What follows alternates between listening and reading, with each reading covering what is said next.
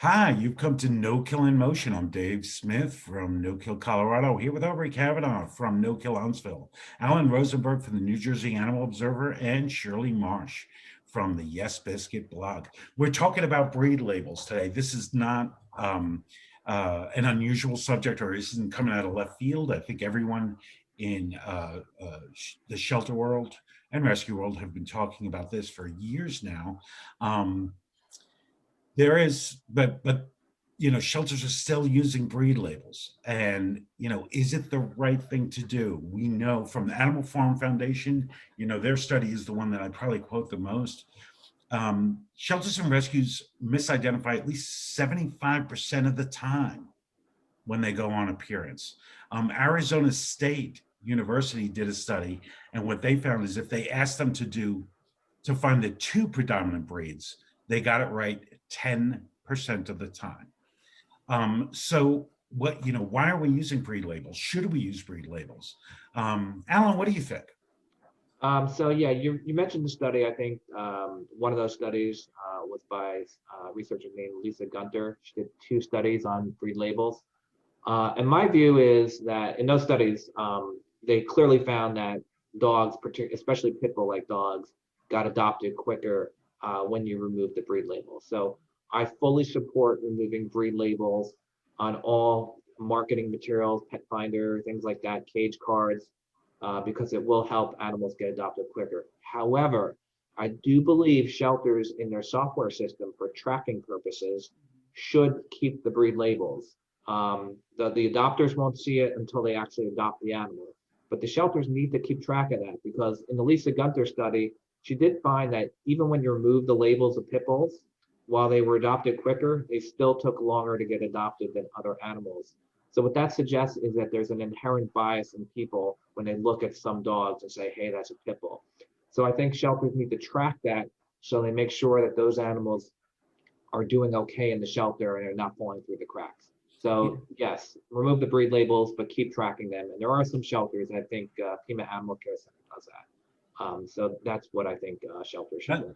that's actually a great point. What's interesting is that the public awareness of what a pit bull looks like, that actually does that. I know I think it was in the Arizona State University, and I didn't actually take this metric, but this was really interesting. They tested um, changing the breed label and just showing people pictures, and the same dogs had had a higher rate of likability when the breed label wasn't there. I wish I had that number, and I couldn't find it this morning, but that was a fascinating metric to me. That a great test. I wouldn't even thought of that. It's such a simple test. Shirley, what is your experience with breed labels? Similar to what has already been touched upon, they can hurt an animal's chance of getting adopted or getting looked at. I've always said every dog is an individual. That goes for any size dog, any color dog, any gender dog. They should be treated as individuals and hopefully matched with the appropriate adopter. I think pit bulls in general are mixed breed dogs. And so when you're talking about what is and what isn't a pit bull, you're really talking about mixed breed dogs. I don't know that they're helpful at all, except for maybe tracking purposes, such as Alan mentioned. But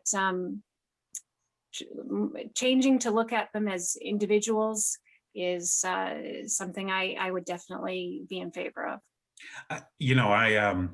Two things you reminded me of. One is they're mixed breed dogs, and the fact is 150 years ago, the Victorian period, people started making breed matter, and that's when most breeds come from. People don't realize that the breed of the dog that they have didn't even exist 150 years ago, probably 90% of the time.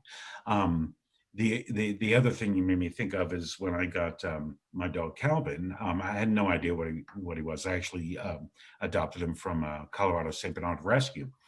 He's a beautiful dog, but looking at him, I'm like, I don't even know if he's Saint Bernard. I have no idea what he is. So I did the DNA test, and when I got the DNA test, I actually put it out there on the No Kill Colorado site and said, "Guess the dog." It was a perfect picture of him. You could see him clearly. It's like, guess the predominant breed. And I let it go. And I think we got, unscientific. We got about 50 answers, right? One saw St. Bernard, but a lot of people know that I work with Colorado St. Bernard Rescue. So I'm like, they saw brown, black, and white and just went in that direction. One actually said pit bull, which shocked me when they said it. And that was it. So 2 out of about 50, which is about 1%, right? Which I think it was 70% on the Animal Farm Foundation. And he's, according to DNA, 40% Staffordshire Pit Bull Terrier, 40% St. Bernard, and then mix of other ones. So yeah, so basically what 2 and 50 is what, 4%. 4% people got one breed right. And I use him as my poster child for breed information. Aubrie, what have you seen about breed labeling in shelters, and what do you think? Well, I have a personal experience on this that I wanted to share, and it relates back to everything that we've talked about. There was a time back, I think it was in 2009, when the shelter director had essentially what I would call a de facto pit bull ban. If they had a dog in the shelter that looked like a pit bull, the dog was destroyed. And she asked me to write a research paper for her because she was trying to convince more of her staff and even the city attorney's office that she should be doing a better job adopting out pit bulls. I think that she had some longtime members of her staff that were afraid of these dogs. So she asked me to write a research paper about it. And I thought, well, I mean, she's the shelter director. I mean, she sets the tone for how her facility is operated, but I wrote it anyway, and I learned a lot in the process. But at that time, they were destroying just if it looked like a pit bull, somebody thought it looked like a pit bull, they were destroying. So over the years, as the community became more progressive, this lessened. But as soon as recently as like 7 years ago, they were still using breed labels. Well, about 5 years ago, based on the urging of my group, No Kill Huntsville, and no doubt other people within her circles with whom she was interacting, she decided to drop the breed labels, at least as it relates to interacting with the public. And the results are nothing short of remarkable. Now what they do is they focus on the personality of the dog. There's a lot of stuff on their Facebook page where they are doing images with dogs, with children, with dogs that are kind of dressed up, kind of like Mardi Gras or with flowers or whatever. It's almost like modeling glam photos, I guess I would say, of these dogs is the best way to describe it. And they're doing a lot of Facebook posts where they either have an interview with the dog, like 6 questions, or they have the dog speaking in first person and things like, what do you like best about your foster home? What should we know about your past? What do you think about children? What's your favorite food? And I mean, it's like, there's this one where this dog talks about, I love strawberries and cheese and long walks on the beach. I mean, it's that kind of thing, right? But they're back to what Shirley said, they're treating these dogs as individuals, and they're focusing more on their personalities as opposed to what breed we may think they are, which, like you said, 75% of the time we're going to be wrong. So, and that's proved to work, because that's what people want to know about. People want to know, how old do we think the dog is? What size is the dog? The gender of the dog.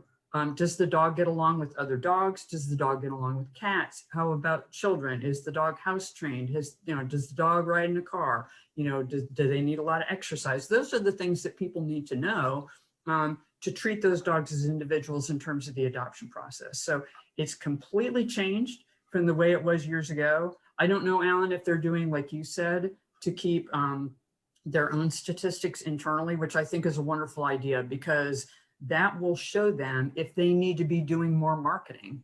Because at the end of the day, it's all about marketing and presenting these dogs as potential pets to be part of your family. Not what do we think it is, but what is the personality like of this animal, and how will that animal fit into your family? And as they've done that, interestingly, we've talked about behavior of dogs in shelters before, is they've done that and they've gotten more of these dogs in foster homes and more of these dogs adopted out. The number of dogs that they're destroying each month for behavioral issues has gone down and down and down and down, because these dogs are spending less time in the shelter, so they're not there long enough to develop some of these stress behaviors and fear behaviors that are based on the environment itself. You know, you remind me, there was one time that I actually liked breed labels, and it was a video from a couple of years ago. I don't know if any of you saw it. Mind you, there were no dogs in the video that looked like a pit bull type dog. I think it was in Costa Rica, but they did these really creative, they made up all the breeds. So they would look at the animal, look at 2 or 3 breeds, and then make a new breed name. And it was really cute because they came up with some really cute names. And I thought, well, that was cool. But, you know, whenever anybody asks me now, what kind of breed do you think this is? I just always put American Shelter Dog. I don't care if it looks like a Chihuahua or a Great Dane or, you know, a pit bull type. I just say American Shelter Dog. That's my shtick now. We're out of time. Thank you guys for joining. Thank you for coming to No Kill Emotion today. We hope to see you next time. I'm Davyd Smith from No Kill, Colorado. Aubrie Kavanaugh from No Kill Huntsville. Alan Rosenberg from New Jersey Animal Observer. And Shirley Marsh from Yes Biscuit. We'll see you next time.